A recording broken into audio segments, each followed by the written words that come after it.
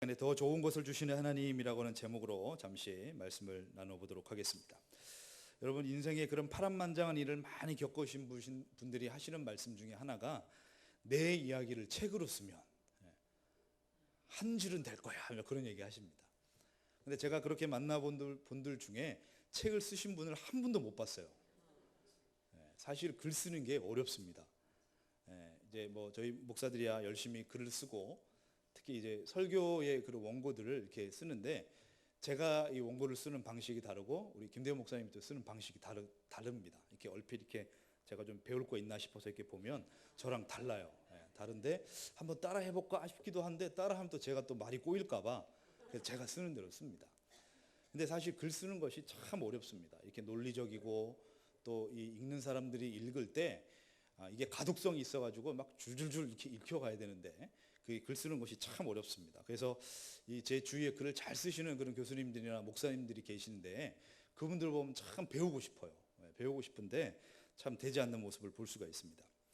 근데 여러분, 저와 여러분들이 굳이 돈 들이고 사실 책 쓰는 게 어렵습니다. 제가 전에 있던 교회 목사님이 이제 좀 책을 출판한다 그래서 1인 출판사를 제가 개설을 한 적이 있습니다. 개설을 해서 이 책을 편집 및 판매 뭐 다 해봤는데요, 정말 어렵습니다. 한 400권 찍어내는데 그냥 개인 출판사에서 하면 한 200만 원 이상 책이 듭니다. 가격이 들어갑니다. 여러분, 굳이 저와 여러분의 파란만장한 그런 이야기들을 굳이 여러분 글로 쓰지 않아도 된다는 겁니다. 왜냐하면 성경에 저와 여러분의 이야기가 다 들어있기 때문에 그렇다는 사실입니다. 믿어지십니까? 제 이름이 없는데 어떻게 그런 말을 하는데, 여러분, 저와 여러분들이 우리가 논산으로 이사 갈까 세종으로 이사 갈까 어디에 땅을 사야 될까 여러분 고민하고 염려할 때 여러분, 성경에는 보이지도 않고 또 지시하지도 않은 그 땅을 가라고 했던 사람도 있다는 사실입니다. 우리 자녀들을 서울대를 보낼까 연대를 보낼까 아니면 미국에 있는 하버드 대학을 보낼까 고민하고 염려할 때 여러분, 성경에 있는 어떤 사람은 자신의 아들이 죽은 것처럼 평생 살다가 노년에 겨우 아들을 만나게 되는 그런 일들이 들어가 있다는 사실입니다. 어쩌면 여러분, 저와 여러분들이 고민하고 염려하고 모든 갈등과 또 여러분 선택의 기로에서 무엇을 택하고 믿음으로 나가야 될까라고 고민하고 염려할 때 성경에는요 벌써 그런 일들을 우리가 생각하는 것보다 더 극단적인 모습으로 하나님께서 다 보여주시고 그 보여주신 그 사람들이 어떻게 하나님께서 이끌어 가셨고 어떻게 그 하나님의 인도하심을 따라 살아갔더니 하나님께서 어떻게 복을 주셨는가를 성경에 다 기록을 해놨으니 저와 여러분들이 굳이 어렵게 머리 아프게 우리의 자서전을 쓸 필요가 없다는 사실이죠. 그래도 쓰시면 제가 사서 읽도록 하겠습니다.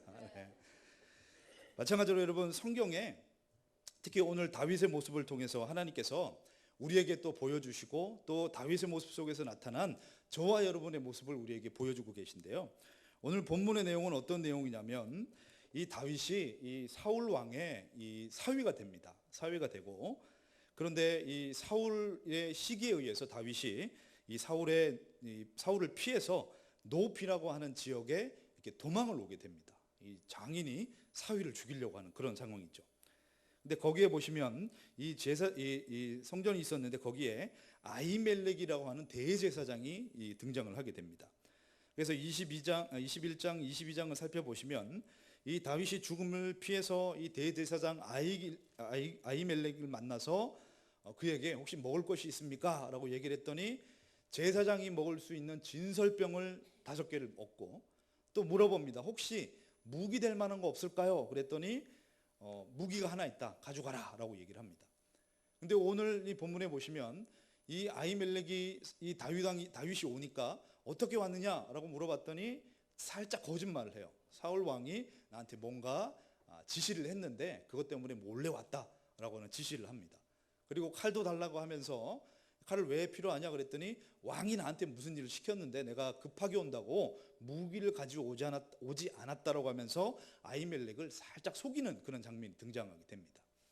그래서 결국에는 이 제사장이 먹을 수 있는 진설병 5개를 취하고 그 다음에 무기를 하나 취해가는데요, 그 무기가 무슨 무기냐면 예전에 골리앗을 때려잡았을 때 이 골리앗에게 얻었던 그 전리품인 칼을 하나님 앞에 다윗이 드렸거든요.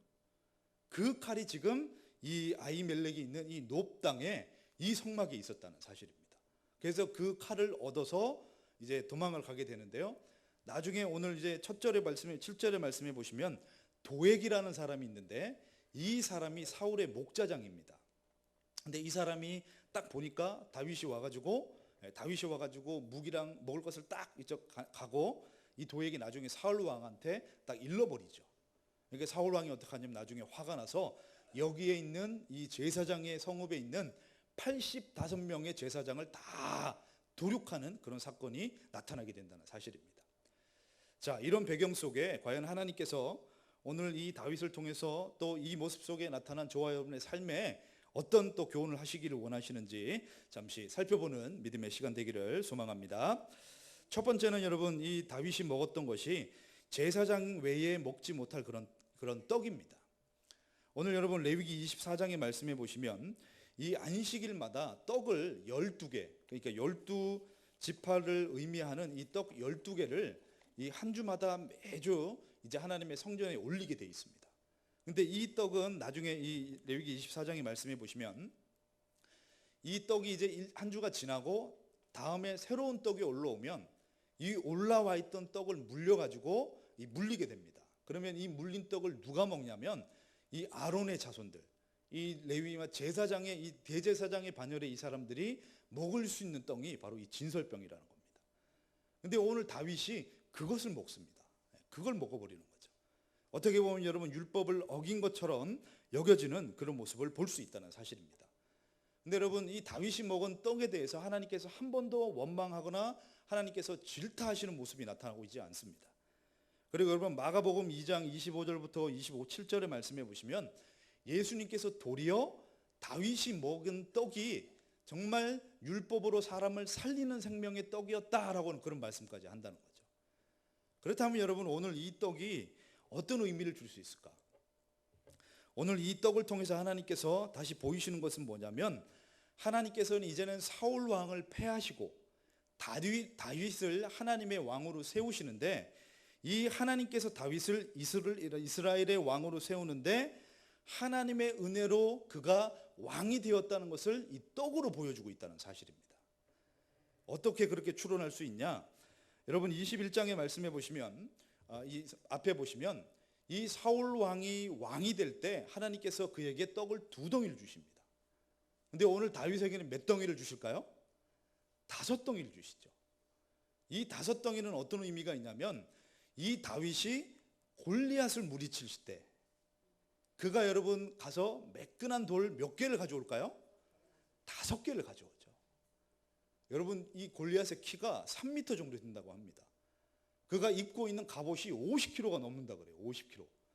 그리고 그의 이 창이 있는데요. 창 끝이 이 창에 된 그 앞에 있는 뾰족한 것이 7kg가 넘는다고 합니다. 얼마나 거구겠습니까? 그리고 여러분 그가 온몸에 무장을 다 하고 있는데 여러분 다윗이 아무리 돌을 잘 던지고 물맷돌로 이걸 잘 해도 여러분 이렇게 다 감싸져 있는 갑옷이 감싸져 있는 요 사이에 돌이 정확하게 박혔는데 이게 뾰족한 부분으로 안 박히고 넓적하게 박힐 수도 있는데 굳이 뾰족하게 박혀가지고 그 틈을 피해서 정확하게 여기를 때려서 여러분 사망할 수 있는 그런 가능성이 몇 프로나 되겠냐는 겁니다. 이것은 여러분 무엇을 의미할까요? 하나님의 도움으로 그 골리앗을 물리쳤다는 것을 말씀하고 있다는 사실입니다. 그래서 오늘 사울 왕을 하나님께서 패하시고 이 다윗 왕을 하나님의 왕으로 세우시면서 이 모든 것이 하나님의 도움과 하나님의 섭리로 된다는 것을 지금 보여주고 있다는 사실입니다. 그리고 여러분 오늘 말씀해 보시면 4절의 말씀해 보시면 4절 5절의 말씀해 보시면 떡이 있습니까? 라고 그랬더니 떡이 있다. 근데 대신에 정결하게 먹어야 된다라고 얘기를 하면서 4절의 말씀을 보시면 제사장이 다윗에게 대답하여 이르되 보통 떡은 내 수중에 없으나 거룩한 떡이 있나니 그 소년들이 여자를 가까이 하지 아니하면 주리라 하는지라 라고 얘기를 합니다.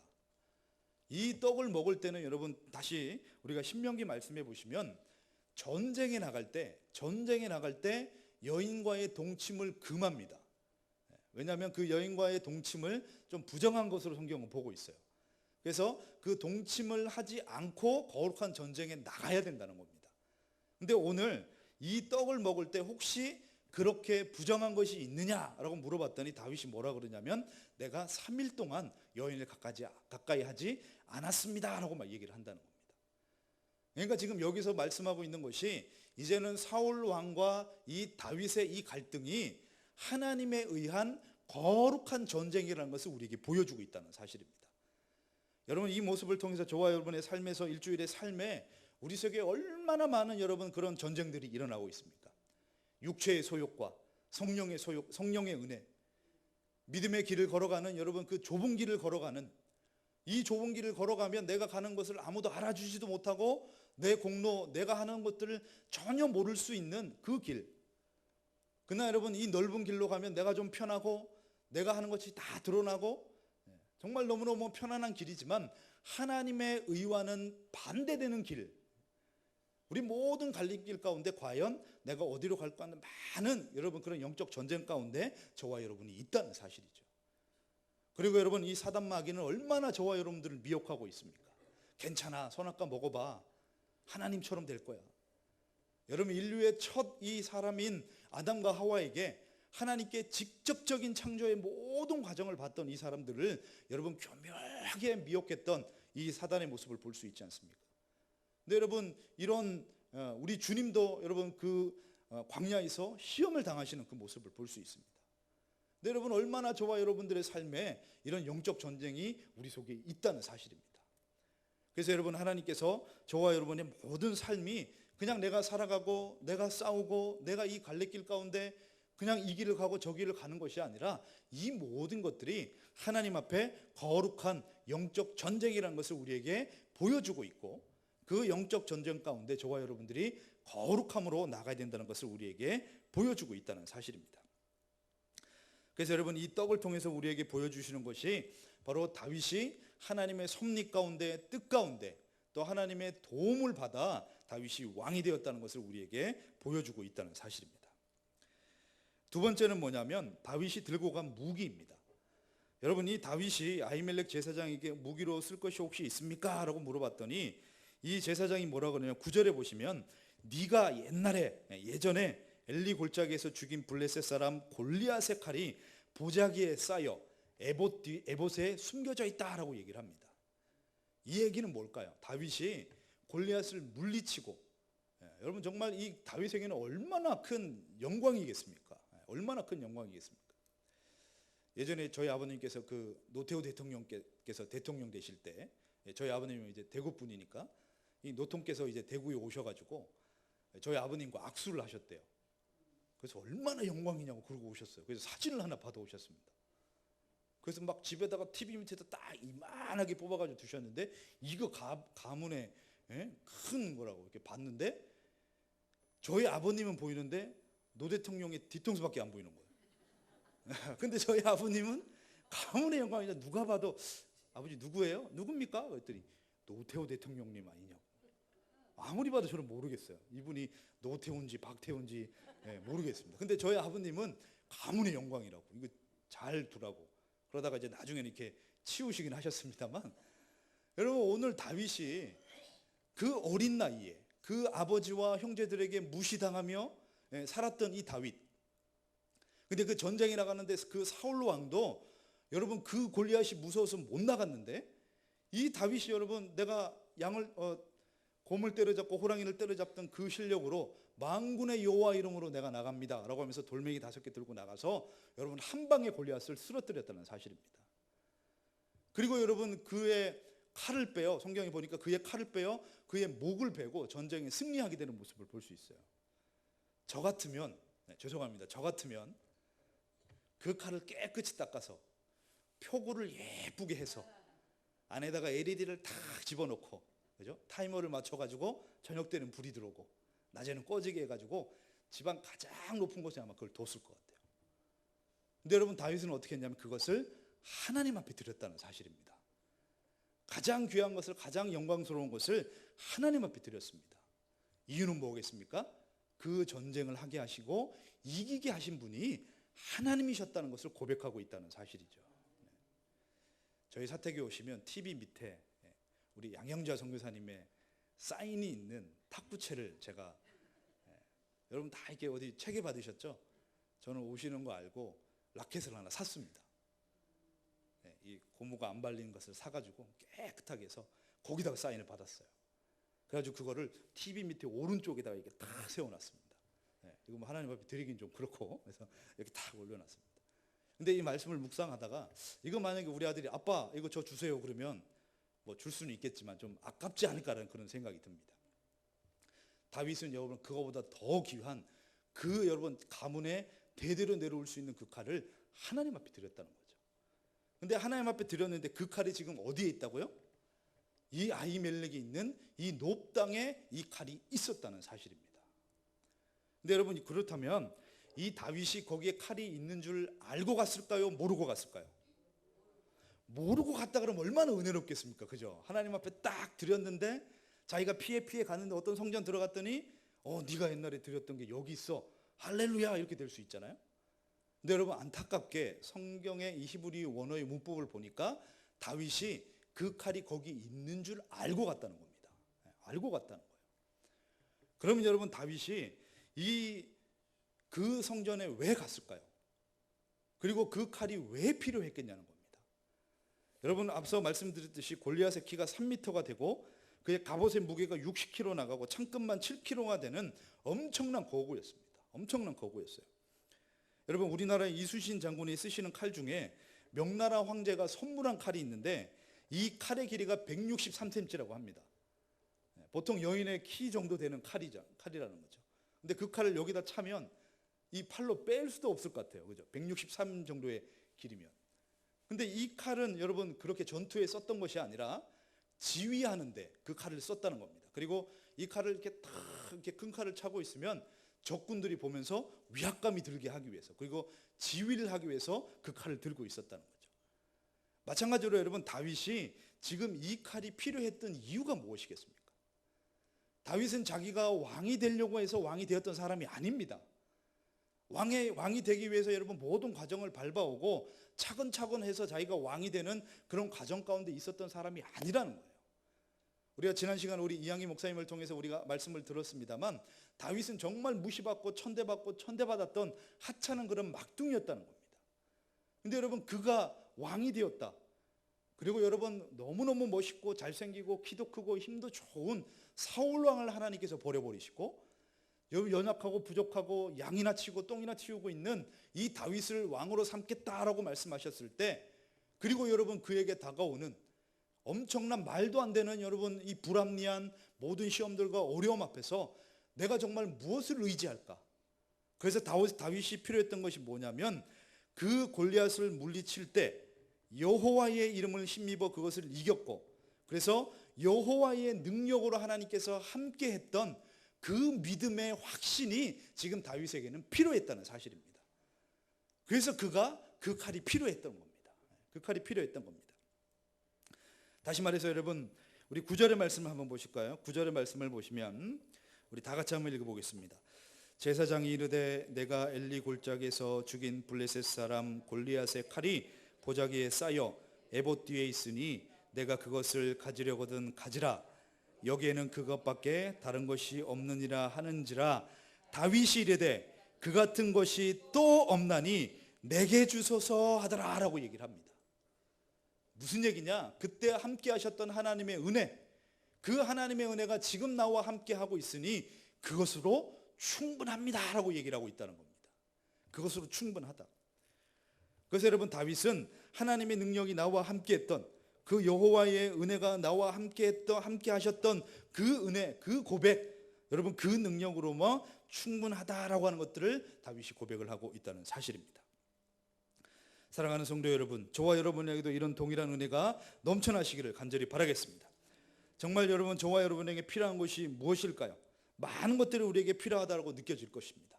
정말 여러분 진수성찬, 아니면 여러분 정말 그것들을 이길 수 있는 여러분 어마어마한 많은 무기, 그런 것들이 우리에게 필요할 거다라고 하는 그런 생각이 듭니다. 그래서 늘 그런 것이 없기 때문에 우린 부족함이 느끼고 또 불안함을 느끼지 않나라는 그런 생각이 듭니다. 근데 뭐 그럴 때마다 하나님께서 너와 함께하며 너를 향한 놀라운 계획과 섭리를 가지고 있고 지금도 너와 함께하고 있다라고 하는 믿음의 확신이 우리 속에 있다면 여러분 그것으로 저와 여러분들은 충분한 줄로 믿습니다. 여러분 요즘 많은 우리 지체들 가운데 또 어려움을 겪는 또 슬픔을 겪는 그런 분들이 있습니다.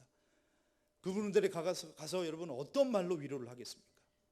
그분에게 가서 내가 이렇게 해봤고 이 책을 보니까 이렇고 어떤 철학책을 보니까 이렇고 어떤 문학책을 보면 이러니까 당신 그렇게 생각하지 말라라고 여러분 그 슬픔을 겪고 있는 분한테 가서 무엇인가를 가르치고 많이 얘기해주면 그분이 듣겠냐는 겁니다. 정말 여러분 슬프고 고통과 아픔 가운데 있는 지체에게 최고의 위로가 뭘까요? 그냥 그분의 손을 잡아주는 건 줄로 믿습니다. 그리고 그분하고 똑같은 표정을 하는 겁니다. 그리고 여러분 똑같은 표정을 하고 더 좋은 위로가 무엇일까요? 나도 이런 고난 겪어봤는데 다 괜찮아질 거야. 나도 겪어봤는데 괜찮아. 염려하지 마. 왜냐하면 벌써 그것을 겪어본 사람의 이야기가 그에게 위로가 된다는 사실입니다. 앞서 말씀드렸듯이 저와 여러분들이 지금 가지고 있는 모든 염려와 걱정, 많은 여러분 선택의 기록 가운데 갈등과 염려와 걱정이 우리 앞에 있습니다. 근데 그 모든 것들을 여러분 방어하기 위한 많은 무기들과 그것을 이길 수 있는 진수성찬들이 우리에게 많이 없어서 늘 불안할 수 있다는 사실입니다.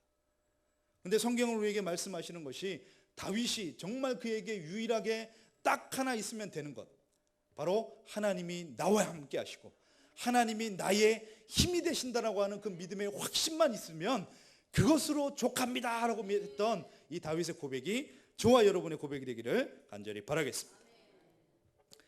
근데 마지막이 좀 걸리게 되죠. 85명의 제사장들이 죽게 됩니다. 이것은 다윗이 굳이 거기 안 가고 거짓말을 안 했으면 괜찮지 않을까라는 그런 생각이 들 수도 있다는 겁니다. 근데 여러분 이 85명 제사장의 죽음을 통해 다윗에게 또 저와 여러분에게 하나님의 언약은 변함없고 반드시 지키시고 저와 여러분들을 신실하게 지키신다라고 하는 그런 약속들을 우리에게 다시 한번 확증해 주는 그런 사건이라는 사실입니다. 에이 무슨 소리입니까? 다윗의 얘기로 85명이 죽었는데. 여러분 이 85명이 왜 죽었다고 생각하십니까? 여러분 사무엘상 2장 31절부터 36절을 말씀해 보시면 엘리 제사장이 등장합니다. 엘리 제사장은 하나님의 음성을 듣지 못하고 마음이 굳어 있었던 사람이죠. 근데 두 아들들이 더 나쁜 이 제사장입니다.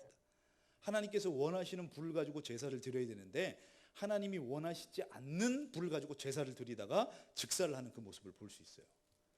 그래서 여러분 2장 31절부터 36절을 말씀해 보시면 엘리 두 아들의 악한 모습, 그리고 그 아들들을 하나님의 말씀으로 훈계하지 못하고 가르치지 못했던 엘리 제사장 가문에 당할 저주를 얘기해 주고 있습니다. 근데 그 저주 내용을 제가 요약해서 읽어드리면 엘리 집안에 저주를 내리시는데요. 너의 집에 노인이 하나도 없게 할 것이고 처소에서 환난을 볼 것이고 집에 영원토록 노인이 없을 것이고 내 집에서 출산되는 모든 자녀가 젊어서 죽을 것이다 라고 하는 그런 여러분 저주를 받게 됩니다. 그렇다면 지금 85명이 죽은 것은 다윗 때문에 죽었을까요? 아니면 엘리 제사장 가문 가운데 내려졌던 저주 때문에 죽었을까요? 1번 엘리 제사장의 집안에 하나님께서 내리신 저주 때문에 죽었다. 2번 굳이 다윗이 거짓말해서 죽었다. 네? 권사님? 네. 네. 그렇게 생각할 수도 있다는 겁니다. 근데 여러분 하나님께서 엘리 제사장의 집안에 내리신 그 저주로 인해 이 85명의 제사장은 죽게 되었다는 사실입니다. 여러분 섬뜩하고 무서운 말이죠. 무서운 이야기죠. 너의 집안에 노인이 없을 것이다. 너희 집안에 환난이 있을 것이고 너희 집안에 젊은이가 남아나지 않을 것이다 라고 하나님께서 저주하시는 모습을 볼 수 있습니다. 이것을 역으로 보면 하나님께서 하나님의 언약은 반드시 지키신다는 겁니다. 아멘이십니까? 저와 여러분을 향한 계획, 지금은 은혜 받을 만한 때고 구원의 날로서 저와 여러분들이 하나님의 은혜 가운데 더 들어오고 그 말씀의 은혜를 붙들고 살아갈 수 있는 기회를 주시고 은혜를 주시는데, 그 말씀 가운데 있는 자들을 하나님께서 버리지도 않으시고 놓치지도 않으시고 졸지도 않으시고 주무시지도 않으시며 저와 여러분을 붙들고 가실 것이다라고 했던 놀라운 신실한 계획들을 반드시 이루겠다는 약속을 우리에게 주시고 있다는 사실입니다. 여러분, 흔들리지 말기를 간절히 바라겠습니다. 우리가 여러분, 우리의 마음이 흔들리고 혼란스러운 일들이 얼마나 많습니까? 어쩌면 여러분, 우리 마음, 우리 육체 가운데 약간의 여러분 감기 몸살만 와도 마음이 힘들고 어렵습니다. 정말 여러분, 전에는 우리의 자녀들이 했던 똑같은 행동인데 내가 좀 아프고 힘들면 그 말에 여러분 상처를 받고 힘들어진다는 거죠. 똑같은 말인데, 똑같이 우리의 자녀들은 나한테 한 건데 내가 컨디션이 안 좋고 내가 좀 안 좋으면 그것에 막 대노를 하는 경우가 우리는 있다는 겁니다.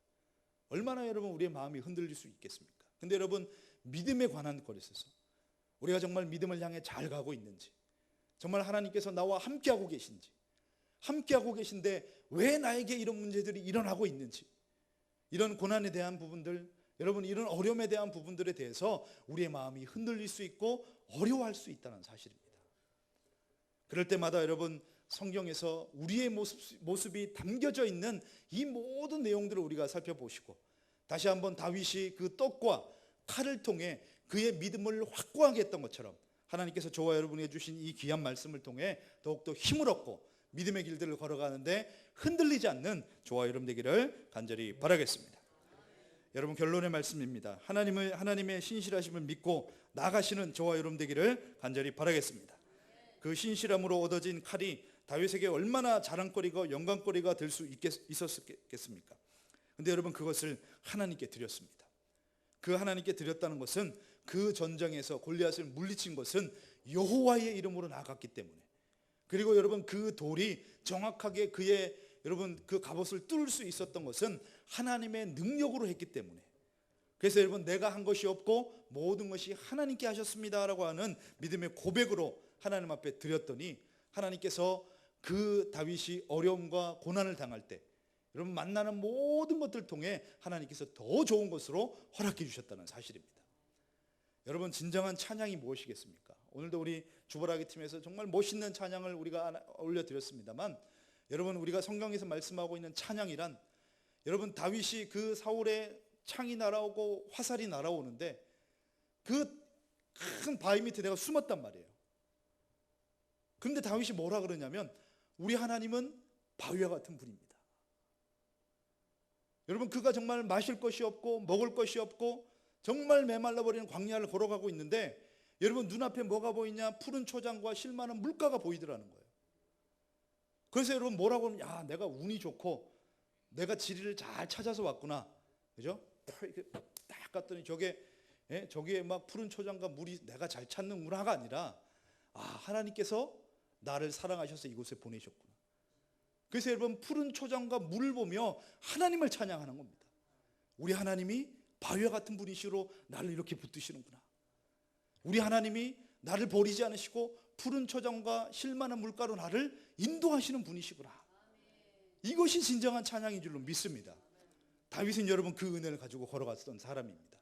나중에 여러분 또 실패하고 범죄하고 연약하고 부족한 모습이 저와 여러분처럼 똑같이 나타나지만, 그래도 하나님께서 그 믿음을 가지고 부족하고 연약하지만 주님 앞에 좋은 것을 드렸을 때 더 좋은 은혜와 하늘의 신령한 것들로 더하여 주셨던 것처럼 저와 여러분에게도 그 은혜를 주신다고 약속하고 있으니, 이번 한 주 하나님의 거룩한 은혜 앞에 우리가 흔들리지 마시고 믿음으로 함께 나가는데 부족함이 없는 저와 여러분 되기를 간절히 바라겠습니다. 이 시간 우리 다 같이 한번 찬양하시겠습니다. 찬송가 542장 우리 찬양하시고 우리 합심해서 한번 기도하도록 하겠습니다. 찬송가 542